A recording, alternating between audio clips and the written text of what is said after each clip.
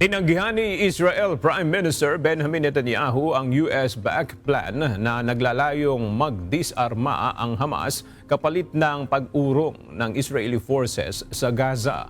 Binigyang diin ito ni Netanyahu sa pagpupulong ng pamahalaan at sinabing hindi tinatanggap ng Israel ang 15-point document na inilunsad ng Board of Peace na tinataga ni US President Donald Trump.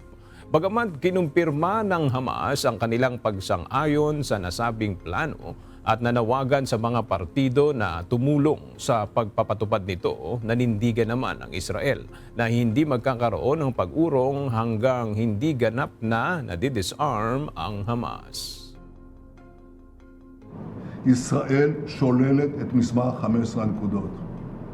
שמעתי שאומרים, לא אמרתם. אמרנו, אבל הנה, אני אומר עוד פעם. ישראל שוללת את מסמך 15 הנקודות. צה"ל לא יבצע נסיגה כלשהי עד פירוק החמאס מנשקו. וכשאני אומר פירוק החמאס מנשקו, זה אומר הנשק הכבד, הנשק הפחות כבד, והנשק הקל, כל הנשק, ואנחנו מדברים על פירוק אמיתי, לא פירוק פיקטיבי. עכשיו אנחנו מדברים עם האמריקנים על הנושא הזה. יש להם רעיונות, חלק מהם מקובלים עלינו, וחלק לא מקובלים עלינו. ואנחנו יודעים לעמוד מול הדברים האלה.